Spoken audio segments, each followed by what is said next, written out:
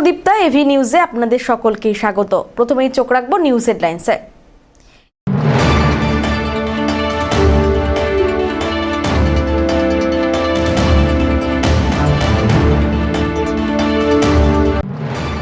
তিস্তার চরে উদ্ধার পূর্ণবয়স্ক হাতির দেহ, চাঞ্চল্য এলাকা জুড়ে।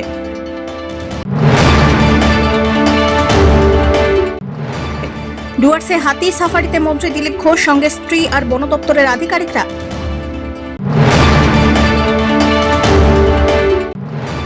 মন্ত্রীর নির্দেশে 24 ঘন্টার মধ্যেই জলপাইগুড়ি ডাম্পিং গ্রাউন্ড থেকে আবর্জনা অপসারণ শুরু।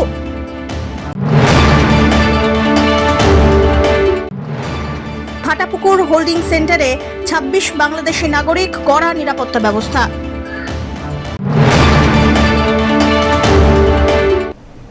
এবার আসছে বিস্তারিত সংবাদে। তিস্তা নদীর চর থেকে একটি পূর্ণবয়স্ক হাতির মৃতদেহ উদ্ধারের ঘটনায় ব্যাপক চাঞ্চল্য ছড়ালো। জেলার ক্রান্তি ব্লকের চাপাডাঙ্গা গ্রাম পঞ্চায়েতের বাসুসুবা এলাকায় ঘটনাটি সামনে আসে। স্থানীয় সূত্রে খবর, বৃহস্পতিবার বিকেলবেলায় এলাকার বাসিন্দারা নদীর চরে একটি হাতির দেহ পড়ে থাকতে দেখেন। এরপরে বিষয়টি বন দপ্তরকে জানানো হয়। খবর পেয়ে শুক্রবার সকাল থেকেই বনকর্মীরা ঘটনাস্থলে পৌঁছে উদ্ধার কাজ শুরু করেন। মৃত হাতিটিকে এক নজর দেখতে নদীর চরে ভিড় জমান বহু মানুষ। জলপাইগুড়ি আর বৈকুণ্ঠপুর ডিভিশনের বনকর্মীদের দীর্ঘ প্রচেষ্টার পর ক্রেনের সাহায্যে হাতির দেহ উদ্ধার করা হয়। বন দপ্তরের প্রাথমিক অনুমান, মৃত হাতিটি স্থানীয় এলাকার নয়।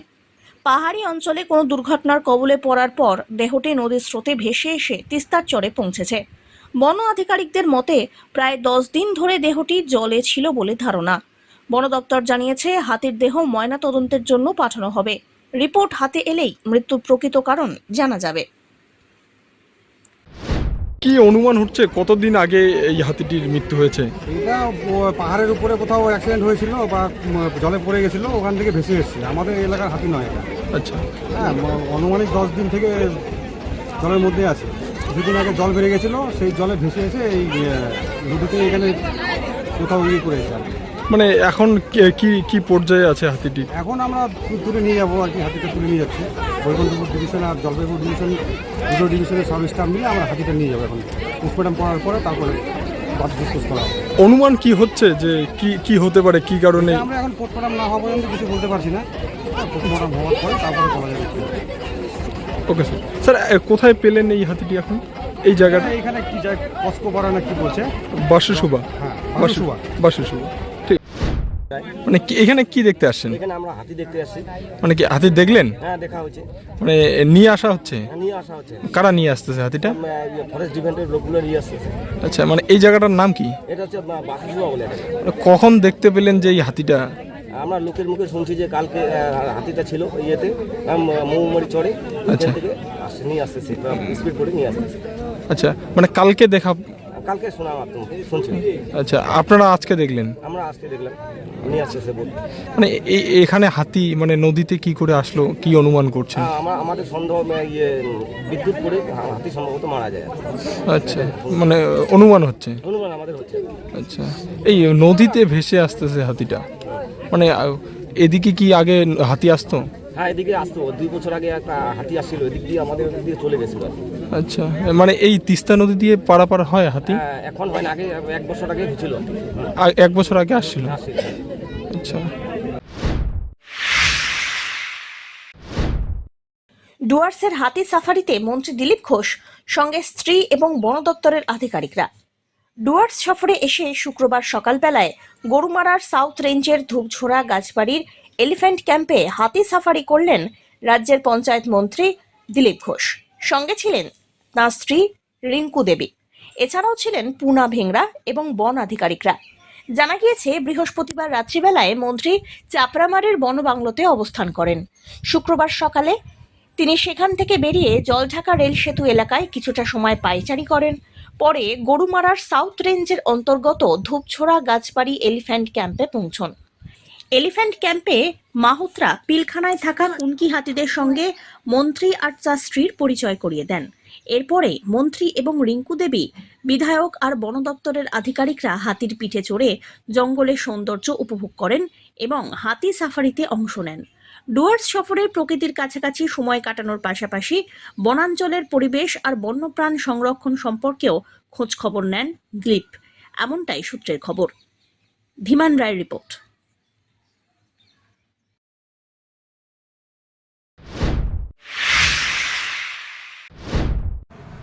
মন্ত্রীর নির্দেশের 24 ঘন্টার মধ্যে জলপাইগুড়ির ডাম্পিং গ্রাউন্ড থেকে আবর্জনা অপসারণ শুরু। পুর ও নগর উন্নয়ন মন্ত্রী অগ্নিমিত্রা পালের নির্দেশের মাত্র 24 ঘন্টার মধ্যে জলপাইগুড়ি পুরসভার ডাম্পিং গ্রাউন্ড থেকে দীর্ঘদিনের জমে থাকা পুরনো আবর্জনা সরিয়ে শিলিগুড়িতে নিয়ে যাওয়ার প্রক্রিয়া শুরু করল পুর ও নগর উন্নয়ন দপ্তর। দীর্ঘ 7 বছর ধরে জলপাইগুড়ি শহর সংলগ্ন বালাপাড়া গ্রামের ডাম্পিং গ্রাউন্ডে আবর্জনার বিশাল স্তূপ জমে থাকায় সলিড ওয়েস্ট ম্যানেজমেন্ট প্রকল্পের প্ল্যান্ট নির্মাণের কাজ আটকে ছিল। আবর্জনার দুর্গন্ধের পাশাপাশি মশা মাছির উপদ্রবে নাজেহাল হয়ে পড়েছিলেন এলাকার বাসিন্দারা। মঙ্গলবার জলপাইগুড়ি সফরে এসে বিষয়টি জানতে পেরে ঘটনাস্থল পরিদর্শন করেন মন্ত্রী অগ্নিমিত্রা পাল। পরিদর্শনের পর জমে থাকা আবর্জনা শিলিগুড়ির ডাম্পিং গ্রাউন্ডে স্থানান্তরের নির্দেশ দেন। পাশাপাশি আগামী 31শে জুলাইয়ের মধ্যে সলিড ওয়েস্ট ম্যানেজমেন্টের প্ল্যান্ট নির্মাণের কাজ শুরু করানোর নির্দেশ দেন তিনি। মন্ত্রীর নির্দেশের 24 ঘন্টার মধ্যেই আবর্জনা অপসারণের কাজ শুরু হওয়ায় স্বস্তি ও সন্তোষ প্রকাশ করেছেন বালাপাড়া এলাকার বাসিন্দারা। তাদের আশা, দ্রুত প্ল্যান্ট নির্মাণের কাজ শুরু হলে দীর্ঘদিনের এই সমস্যার স্থায়ী সমাধান হবে। আগে তো ডাম্পিং গ্রাউন্ডে যেভাবে মাল ফেলতো তাতে আমরা বাড়িতে যখন খাওয়ার সময় মশারি দিয়ে ভাত খাইতাম। আর এখন মন্ত্রী আসার পরে ইমিডিয়েটলি কালকে 6টা গাড়ি, আজকে 3টা গাড়ি শিলিগুড়িতে নিয়ে গেছে। তাতে আমরা দুর্গন্ধ থেকে অনেক ভালো আছি। এখন মশা মাছির উপদ্রবটা অনেক কমছে 2 দিন থেকে, মন্ত্রী আসার পর থেকে। আগে তো খুব জঘন্য অবস্থায় ছিলাম। আমাদের মানে বাচ্চারা তো রোগ হইতে হইতে জলের সমস্যা থাকতো। মন্ত্রী বলে গেছে জল দিবে এই কদিনের মধ্যে। অমৃত প্রকল্পটা যেটা আছে, জলের প্রকল্পটা মন্ত্রী বলে গেছে আমাদের পাড়ায় দিবে। তো অনেক ভালো আছে 2 দিন থেকে। তো বলছি যে এর আগে জানিয়েছিলেন সবাই? সব দপ্তরকে জানাইছি, কোনো কাজ হয়নি 15 বছর একদম মানে মানুষ ছিলই না মনে হয়ে গেলে। এত মশা মাছি, মানে মশাই অনেক ভাত খাইতাম আমরা। গন্ধ তো প্রচুর ছিল, গন্ধ থাকা যেত না, একদম বাঁধের উপরে থাকা যেত না। এখন কি? এখন 2 দিন থেকে ঠিক আছে। সমস্যা এটা তো দীর্ঘদিন ধরে ছিল। এটা বিশেষ করে টিএমসির আমল থেকে বিশেষ করে শুরু হইলো। এই যে মোটামুটি এই কবে যেন আসলো, রবিবার না কবে আসলো? হ্যাঁ, রবিবার আসলো। রবিবার এই দুর্গন্ধের জন্য থাকা যায় না। আর দ্বিতীয় নম্বর হচ্ছে একটা ভ্যাটে গাড়ি ঢুকে, ওইটা 2টার দিকে ঢুকে, 2টার সময় আরো বিশেষ করে থাকা যায় না। তারপরে সেদিন আসলো, নিচে দেখে গেলো আমাদের মন্ত্রী সে অগ্নিমিত্রা পাল। উনি আশ্বাস দিল, আশ্বাস কি কাজও শুরু হয়ে গেছে। এইখান থেকে যা মাল আছে মোটামুটি প্রত্যেকদিন, কালকে ঢুকছে, কালকে 4টা গাড়ি, আজকে মনে হয় 6টা আসবে নাকি। শিলিগুড়ি ট্রান্সফার হয়ে যাচ্ছে মালটা। এতে কি সুবিধা হচ্ছে আপনাদের? আমাদের সুবিধা এটাই যে এখন দুর্গন্ধ অনেকটা কমছে। আর তার মধ্যে যে মাছি যে অত্যাচার একটা ছিল, সেই থেকেও আমরা অনেকটা এখন স্বস্তিতে আছি। মানে এই 2 দিনের মধ্যে, কিন্তু এতদিন আমরা এই স্বস্তিতে থাকতে পারিনি। কেন? পৌরসভা আগে কোনো কিছু দেখেনি। পৌরসভার মতো আজকেও তো একটা গাড়ি আমি নিজে ধরলাম, গাড়ির নাম্বার প্লেট নেই, কিছু নেই, টিসি নাম্বার নেই, বলে নতুন গাড়ি। আমি অবশ্য কথা হইলো, এখানে যে ইনচার্জ আছে ফয়জুল, ওনাকেও জানাইলাম। এখন আপনার স্বস্তি? এখন অনেকটা স্বস্তি। গত 9 তারিখে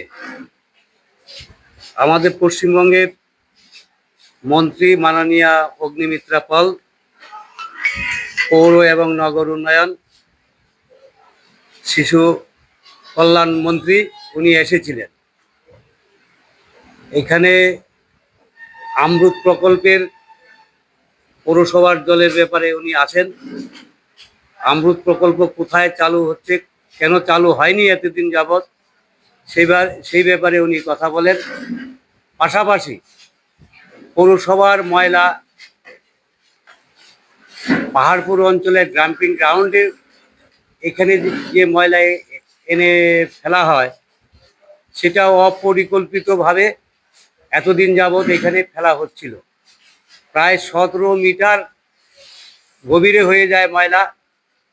উন্মুক্ত অবস্থায় ময়লা থাকার দরুন আশেপাশের গ্রামের সমস্ত মানুষ দুর্গন্ধ এবং মশা মাছি তাদের অত্যাচারে এরা থাকতে পারে না। সেই কারণে আমাদের অনুরোধে জনগণের অনুরোধে উনি এই পরিদর্শনে এখানে আসেন ডাম্পিং গ্রাউন্ডে। উনি এসে পরিদর্শন করে উনি বলেন যে অতি সত্বর 24 ঘন্টার মধ্যে এখানকার যে ময়লা, সেই ময়লা শিলিগুড়ির ডাম্পিং গ্রাউন্ডে নিয়ে যাওয়ার কথা উনি বলেন। তাই আমরা দেখছি মন্ত্রী বলার পরে 24 ঘন্টার মধ্যেই ডাম্পিং গ্রাউন্ডের যে অতিরিক্ত যে ময়লা, সে আবর্জনা, সেগুলো এখন শিলিগুড়িতে চলে যাচ্ছে। আমরা অবাক হয়ে যাই, বিগত দিনের সরকার এবং পৌরসভা এতদিন যাবৎ এইভাবে এটা খোলা উন্মুক্ত জায়গায় এইভাবে কি করে এতদিন রেখেছিল, আর এখানকার জনগণ, গ্রামীণ জনগণ, এরা এতদিন এত দুঃখ কষ্টে ছিল। আমরা আশা রাখি অগ্নিমিত্রা ফল যেভাবে নির্দেশ এবং যেভাবে বলে গিয়েছেন, আগামী দিন এখানে আবার ভালোভাবে ওই বাউন্ডারি ওয়াল থেকে শুরু করে সব প্রসেসিং এখানে শুরু করার পর এখানে এসে ময়লা আবার ফেলতে পারবে। পিনাকি শীলের রিপোর্ট, এবি নিউজ।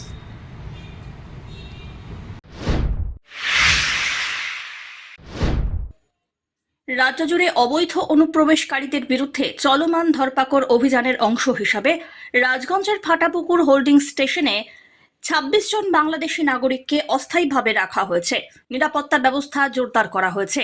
প্রশাসন সূত্রে খবর, বৃহস্পতিবার উত্তর দিনাজপুরের ইসলামপুর থেকে বাসে করে তাঁদের রাজগঞ্জ আনা হয়। আটক ব্যক্তিদের মধ্যে 15 জন মহিলা আর 7 জন শিশু।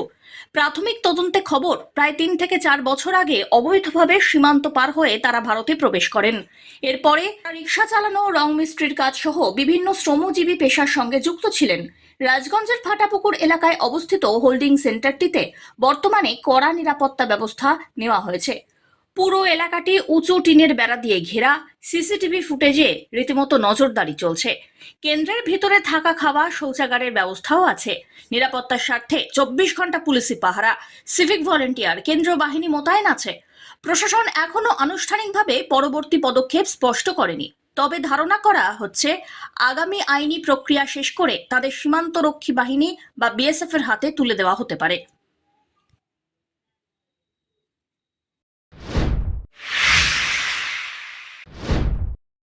জলপাইগুড়ির সেন্ট্রাল গার্লস স্কুলে আগুনের আতঙ্ক, অল্পের জন্য বড় দুর্ঘটনা এড়ানো সম্ভব হলো।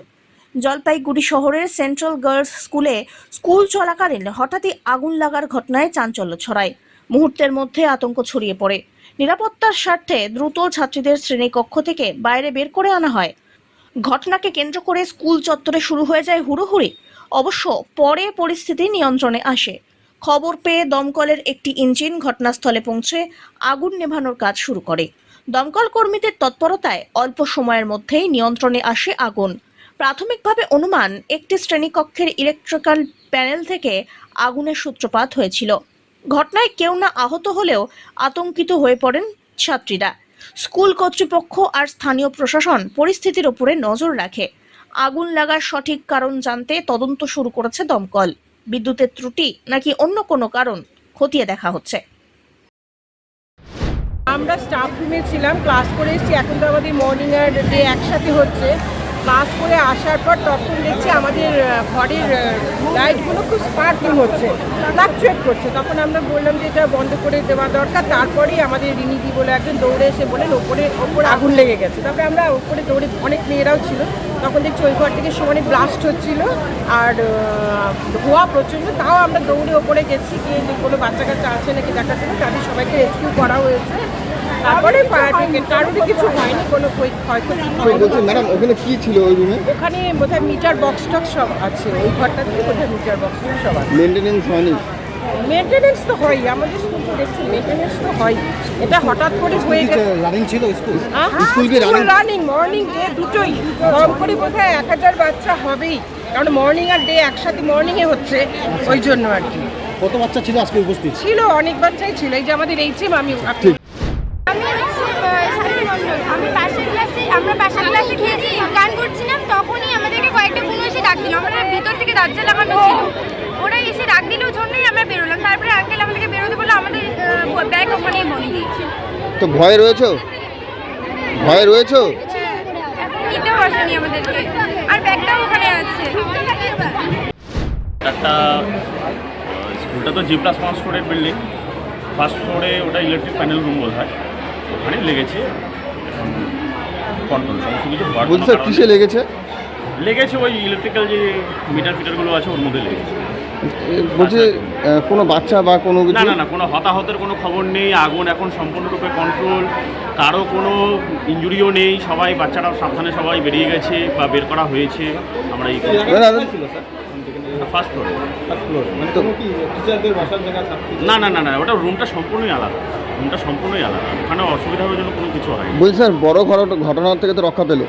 সেটা তো অবশ্যই, কিন্তু সময় মতো আমরাও চলে এসেছি, সেটা কন্ট্রোলই হয়ে গেছে, এখন আর কোনো কিছু। আমি আজ সকালে আচমকা খবর পেলাম যে জলপাইগুড়ির অন্যতম বর্ধিষ্ণু প্রতিষ্ঠান, ঐতিহ্যবাহী প্রতিষ্ঠান সেন্ট্রাল গার্ড, যেটা বেগুনটারিতে অবস্থিত, সেখানে আগুন ধরেছে। আমি সাথে সাথে এখানে এসে পৌঁছাই। এখানে এসে দেখি এই দোতলায়, যেটা এখানে একদিকে সোলারের কানেকশন, একদিকে ইলেকট্রিকের কানেকশন, ওখানে শর্ট সার্কিট আগুনটা হয়েছে।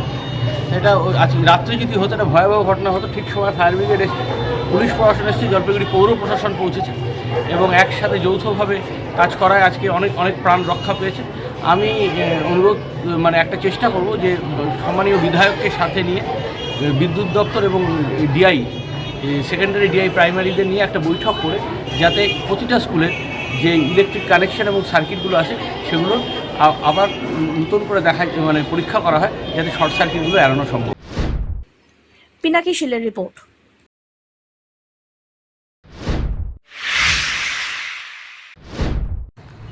রাজ্যব্যাপী প্রাকৃতিক কৃষি কর্মশালার আয়োজন, কৃষকদের উৎসাহিত করতে বিশাল পদক্ষেপ। প্রাকৃতিক কৃষির প্রসার এবং কৃষকদের মধ্যে সচেতনতা বৃদ্ধির লক্ষ্যে পশ্চিমবঙ্গ সরকারের কৃষি বিভাগের উদ্যোগে শুক্রবার জলপাইগুড়িতে একটি জেলাভিত্তিক কর্মশালার আয়োজন করা হয়। শহরের আর্ট গ্যালারি অডিটোরিয়ামে আনুষ্ঠানিক এই কর্মশালাটি ছিল রাজ্যব্যাপী প্রাকৃতিক কৃষি কর্মসূচির অংশ। কর্মশালায় জেলার বিভিন্ন প্রান্তের কৃষক, কৃষি বিশেষজ্ঞ এবং কৃষি দপ্তরের আধিকারিকরা অংশগ্রহণ করেন। অনুষ্ঠানের মূল লক্ষ্য ছিল রাসায়নিক সার ও কীটনাশকের ব্যবহার কমিয়ে পরিবেশ বান্ধব ও টেকসই কৃষি ব্যবস্থাকে উৎসাহিত করা। প্রাকৃতিক কৃষির বিভিন্ন পদ্ধতি, জৈব উপাদানের ব্যবহার, মাটির উর্বরতা বৃদ্ধি এবং উৎপাদন খরচ কমানোর উপায় নিয়ে বিস্তারিত আলোচনা করা হয়। এদিনের অনুষ্ঠানে কৃষি বিপণন, খাদ্য প্রক্রিয়াকরণ শিল্প ও উদ্যান পালন দপ্তরের আধিকারিকরা উপস্থিত ছিলেন। পাশাপাশি প্রাকৃতিক কৃষির সঙ্গে যুক্ত সফল কৃষক, কৃষিবিদ ও বিশেষজ্ঞরা তাদের অভিজ্ঞতা এবং পরামর্শ তুলে ধরেন। আয়োজকদের মতে প্রাকৃতিক কৃষি পরিবেশ সংরক্ষণের পাশাপাশি কৃষকদের আর্থিকভাবে লাভবান করতেও গুরুত্বপূর্ণ ভূমিকা পালন করতে পারে। সেই কারণে রাজ্য জুড়ে ধারাবাহিকভাবে এই ধরনের কর্মশালার আয়োজন করে কৃষকদের প্রাকৃতিক কৃষির প্রতি আরও বেশি আকৃষ্ট করার উদ্যোগ নেওয়া হয়েছে। কৃষি দপ্তর সূত্রে জানা গিয়েছে, কেন্দ্র ও রাজ্য সরকারের বিভিন্ন প্রকল্পের মাধ্যমে বর্তমানে প্রাকৃতিক কৃষির প্রসারে বিশেষ গুরুত্ব দেওয়া হচ্ছে। সেই লক্ষ্যে জলপাইগুড়ির এই কর্মশালার আয়োজন করা হয়েছে। আজকে পশ্চিমবঙ্গ সরকার কৃষি দপ্তর ওনাদের উদ্যোগে একটা জেলা স্তরের প্রাকৃতিক কৃষি কর্মশালা আয়োজন করা হয়েছে। যে কর্মশালা আজকে জেলায় হচ্ছে এবং আগামী দুদিন আমাদের সমস্ত ব্লকে হবে। সেটা হচ্ছে কি আমাদের এই জলপাইগুড়ি জেলার কৃষি দপ্তরের এবং ব্লকের কৃষি দপ্তরের উদ্যোগে আমরা কৃষি বিজ্ঞান কেন্দ্র এখানে এক্সপার্ট হিসাবে চাষিদের মধ্যে এই কর্মশালায় আগামী দিনের যে পদক্ষেপ সেটা কীভাবে একদম মাঠ থেকে নিতে হবে সেটাই তাদের মধ্যে তুলে ধরব। কী বিষয়গুলো মূলত চাষিদের সচেতন করবেন? চাষিদের মূলত সচেতন যে আমরা লাস্ট 2 মাস থেকে আমাদের প্রধানমন্ত্রীর যে সচেতনতা প্রোগ্রাম তাতে ছিল যে ব্যালেন্স ইউজ অফ ফার্টিলাইজার। কারণ হচ্ছে কি জমি বিষাক্ত হয়ে গেছে, সেই জমির স্বাস্থ্যকে পুনরুদ্ধার করতে হবে। এটা হলো ফার্স্ট কাজ আমাদের। তার জন্য বিভিন্ন যে প্রসেসগুলো আছে সেই প্রসেসগুলো চাষিদের মধ্যে তুলে ধরা। মাটির স্বাস্থ্য কার্ড, সেই স্বাস্থ্য কার্ডের ভিত্তিতে হচ্ছে গিয়ে সার প্রয়োগ করা এবং হচ্ছে গিয়ে ফসল চক্র হচ্ছে গিয়ে আমাদের বানানো। এরপরে হচ্ছে গিয়ে আমরা যেটাকে বলবো যে প্রাকৃতিক কৃষি নয় শুধু ক্ষেত বাঁচাও, যে সত্যিই কি ক্ষেত মরে গেছে, তাহলে সেই ক্ষেত বাঁচাও প্রোগ্রাম কিন্তু আমাদের জুনের 1 থেকে শুরু হয়েছে 30 তারিখ পর্যন্ত। আমরা বিভিন্ন ব্লকে কৃষি দপ্তরের সঙ্গে যৌথভাবে এফপি ও এফপিসিদের নিয়ে কিন্তু করছি এই প্রোগ্রামটা।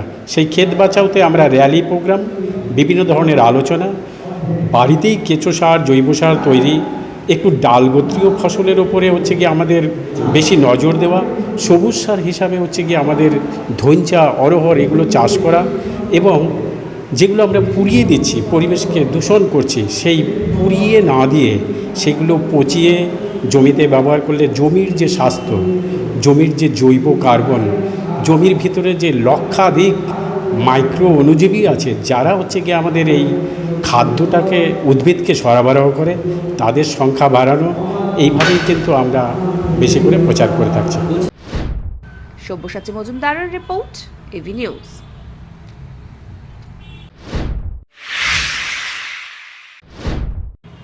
মহিলাদের নিরাপত্তা জোরদারের দাবিতে জলপাইগুড়ির অভয়া মঞ্চের স্মারকলিপি প্রদান। নারীদের নিরাপত্তা ও সুরক্ষা নিশ্চিত করার লক্ষ্যে বিভিন্ন দাবি দাওয়া তুলে ধরে জলপাইগুড়ি অভয়া মঞ্চের উদ্যোগে বৃহস্পতিবার জেলা শাসক দপ্তরে একটি প্রতিনিধি দল স্মারকলিপি প্রদান করে। জেলা শাসকের অনুপস্থিতিতে প্রতিনিধি দলের সদস্যরা তাদের দাবি সনদ জেলা সমাজ কল্যাণ আধিকারিকের হাতে তুলে দেন। স্মারকলিপিতে নারীদের নিরাপত্তা আরও জোরদার করার উপর বিশেষ গুরুত্ব আরোপ করা হয়। সংগঠনের পক্ষ থেকে দাবি করা হয় যে সব এলাকায় নারীদের নিরাপত্তা বিঘ্নিত হওয়ার আশঙ্কা রয়েছে, সেখানে পুলিশি টহল ও পাহারা বৃদ্ধি করতে হবে। পাশাপাশি অন্ধকারাচ্ছন্ন ও নির্জন এলাকায় পর্যাপ্ত আলোর ব্যবস্থা করারও দাবি জানানো হয়। এছাড়াও নারীদের সুরক্ষা ও অধিকার রক্ষায় আরও কার্যকর পদক্ষেপ গ্রহণের আহ্বান জানানো হয়। স্মারকলিপির অন্যতম প্রধান দাবি ছিল জেলায় একটি ডিস্ট্রিক্ট উইমেন্স কমিশন গঠন করা, যাতে নারী সংক্রান্ত অভিযোগ ও সমস্যা দ্রুত সমাধান করা সম্ভব হয়। অভয়া মঞ্চের প্রতিনিধিরা জানান, নারীদের নিরাপত্তা ও মর্যাদা রক্ষায় প্রশাসনের সক্রিয় ভূমিকা অত্যন্ত জরুরি। সেই লক্ষ্যেই তারা প্রশাসনের দৃষ্টি আকর্ষণ করতে এই স্মারকলিপি প্রদান করেছেন। জলপাইগুড়ি অভয়া মঞ্চের তরফ থেকে আমরা এখানে মহিলাদের নিরাপত্তা এবং সুরক্ষার জন্য একটা ডেপুটেশন দিতে গিয়েছিলাম ডিএম এর কাছে। ডিএম ছিলেন না, আমরা ওখানে ডিস্ট্রিক্ট সোশ্যাল ওয়েলফেয়ার অফিসার যিনি ছিলেন তার সঙ্গে দেখা করেছি। উনি আমাদের যথেষ্ট সময় দিয়েছেন এবং খুব গুরুত্ব নিয়ে শুনেছেন প্রত্যেকটা দাবি।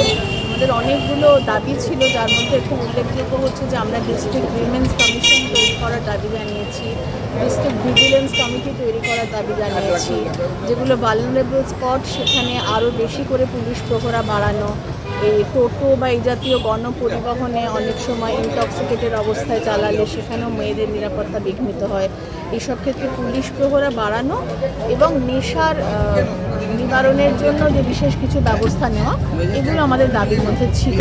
স্ট্রিট লাইট বাড়ানো, পর্যাপ্ত আলো নেই বিভিন্ন জায়গায়, এবং ভালনারেবল স্পটগুলোকে চিহ্নিত করা যেখানে যেখানে ঘটনা ঘটে, নাইট বাসে গার্ড দেওয়া, এইসব দাবিগুলো নিয়ে আমরা গিয়েছিলাম। আমাদের প্রত্যেকটি দাবি উনি খুব মন দিয়ে শুনেছেন, ওনারও কিছু ভাবনা আমাদের সঙ্গে শেয়ার করেছেন এবং এটা আমরা বলেছি যে জলপাইগুড়ি অভয়া মঞ্চ এবং জলপাইগুড়ি ওয়েলফেয়ার সোসাইটি এই দুটো অর্গানাইজেশন তো এই ধরনের সামাজিক কাজের সঙ্গে অনেক দিন ধরে যুক্ত আছে, ফলে এরা প্রশাসনকেও সহযোগিতা করতে চায় এবং উনি সেটাকে ওয়েলকাম করেছেন। বলেছেন যে লোকাল অর্গানাইজেশন যদি আমাদের কাজে সাহায্য করতে চায় তাহলে সেটা আমাদের পক্ষেই ভালো হবে।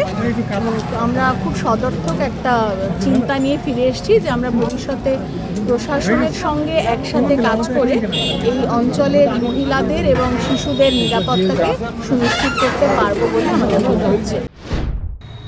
অবিদ বণিকের রিপোর্ট, এভি নিউজ।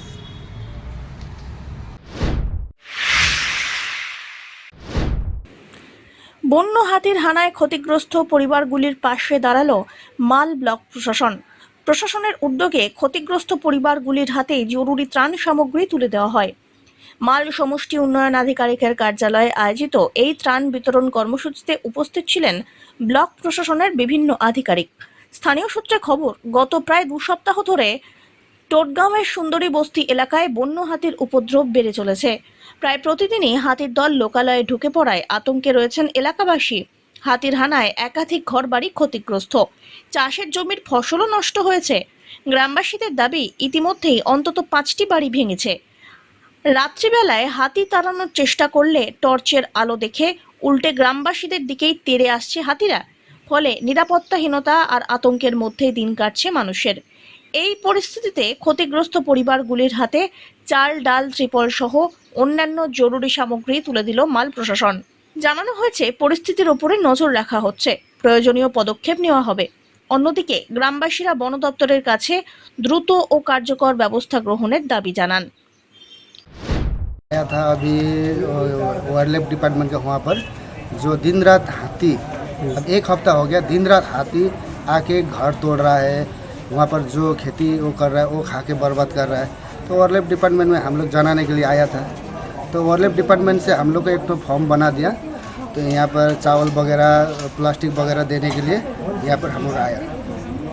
कब से हाथी आ रही है? हाथी अभी 10-15 दिन से कंटिन्यू आके घर तोड़ रहा है, पूरा आदमी लोग को कूदा रहा है, टॉस बालने से भी वहाँ पर बालने से हाथी दौड़ के घर पे आ रहा, वैसा करके बहुत जुल्म कर रहा है। कौन सा जगह पे हो रही है? सुंदरी बस्ती, टोटगांव सुंदरी बस्ती। टोटगांव सुंदरी बस्ती। कितना घट्ट हो रहा है अभी तक?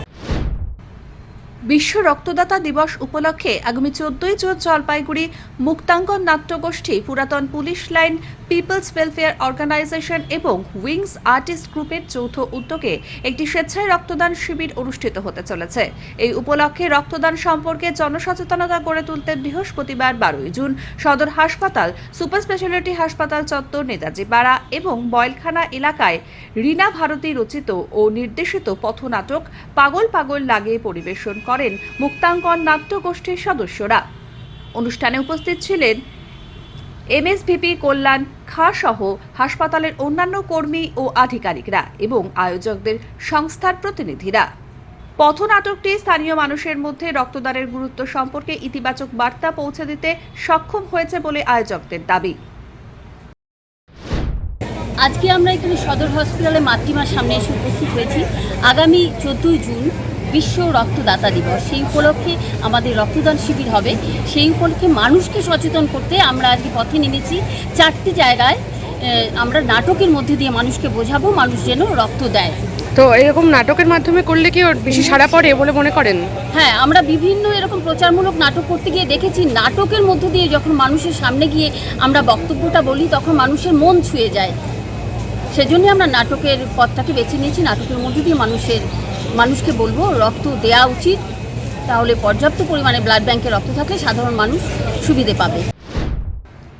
পিনাকি শিলের রিপোর্ট, এভি নিউজ।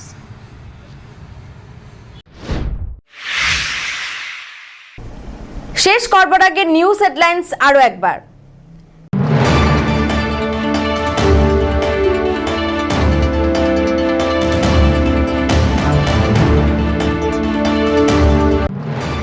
তিস্তার চরে উদ্ধার পূর্ণবয়স্ক হাতির দেহ, চাঞ্চল্য এলাকা জুড়ে।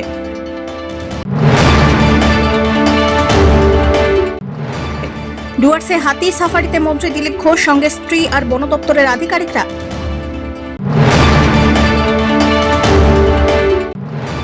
মন্ত্রীর নির্দেশে 24 ঘন্টার মধ্যেই জলপাইগুড়ি ডাম্পিং গ্রাউন্ড থেকে আবর্জনা অপসারণ শুরু।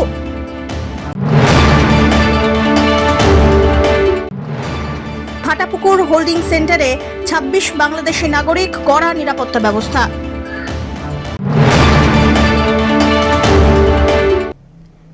এখনকার মতন এভি নিউজ এ পর্যন্তই। পরবর্তীতে আসছি আরো সংবাদ নিয়ে। দেখতে থাকুন আমার ভিশন। নমস্কার।